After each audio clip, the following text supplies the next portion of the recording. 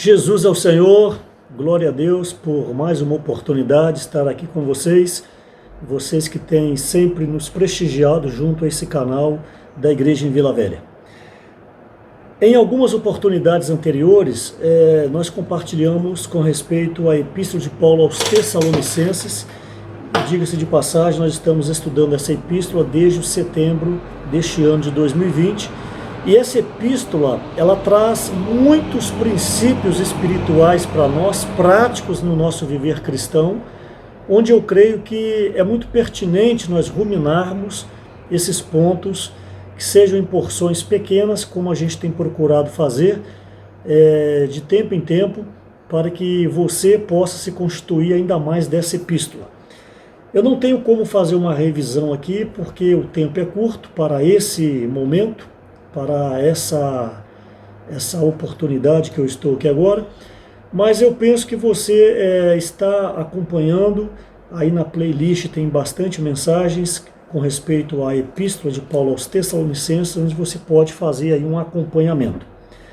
Mas para essa oportunidade eu gostaria de jogar um holofote com respeito à palavra que Paulo falou, uma vez que ele chegou juntamente com seus companheiros Silas e Timóteo, junto à cidade de Tessalônica, onde ali ele deu início ao trabalho missionário e onde ali deu início ao viver da igreja naquela cidade. Tessalônica era a cidade mais importante da região da Macedônia, que fazia parte ali, que estava debaixo do Império Romano, pertencia à Grécia e fica no continente europeu.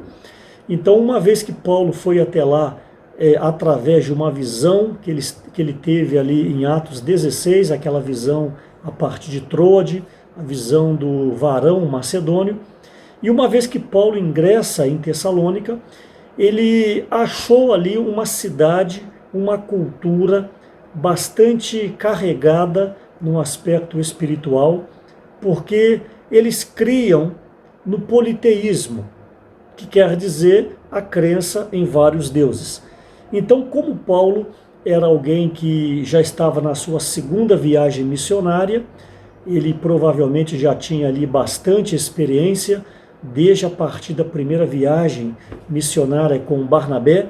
Paulo, então, ele tinha o desejo que essa palavra que havia mudado, transformado a vida dele a partir de Atos capítulo 9, Paulo então via em cada ser humano uma oportunidade de receber e conter Deus. Por isso que Paulo, quando escreveu para Timóteo, no capítulo 4, ele falou para Timóteo pregar a tempo e fora de tempo, não era para, falando em outras palavras, não era para considerar a aparência, mas era para pregar.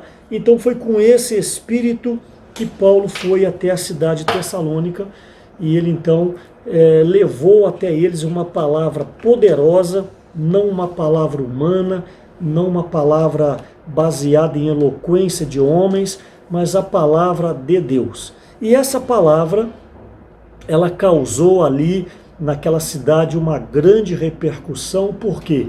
Porque alguns gregos creram, como também distintas mulheres, e também alguns judeus. Tessalônica era uma cidade muito promissora, porque era uma cidade portuária, e ali tinham pessoas de muitas nacionalidades. Então, nessa oportunidade que Paulo escreve a epístola, ele faz menção, também desde o livro de Atos, que gregos, mulheres distintas e também judeus creram na palavra.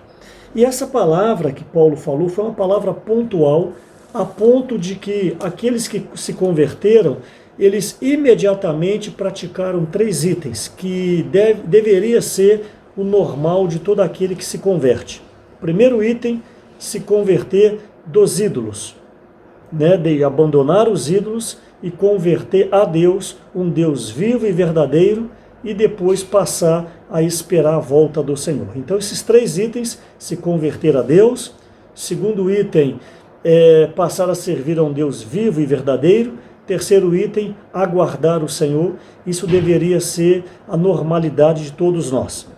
Mas a palavra que Paulo falou foi uma palavra repleta de princípios práticos, onde então levou esses tessalonicenses a praticarem a palavra, a ponto que Paulo faz menção deles no capítulo 1, no versículo 8, porque de vós repercutiu a palavra do Senhor, não só na Macedônia e Acaia, mas também por toda parte se divulgou a vossa fé para com Deus, a tal ponto de não termos necessidade de acrescentar coisa alguma. Então essa palavra foi tão forte na experiência dos tessalonicenses, que Paulo, neste momento, disse que eles estavam desempenhando, praticando aquelas palavras que o apóstolo Paulo havia transmitido para eles. Mas qual foi o teor dessa palavra? Essa palavra, no capítulo 1, elas são 3 pontos muito importantes e fundamentais. O primeiro item que Paulo mostrou para eles foi a questão da fé. O primeiro item foi a questão da fé.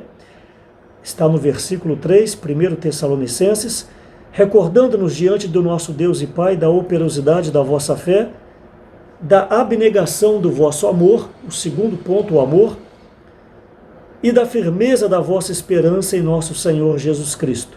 Então, primeiro ponto, Paulo falou da fé, segundo ponto, Paulo falou do amor, e o terceiro ponto, Paulo falou que eles precisariam agora ter uma vida normal, porém, aguardando a volta do Senhor, que essa seria a esperança deles.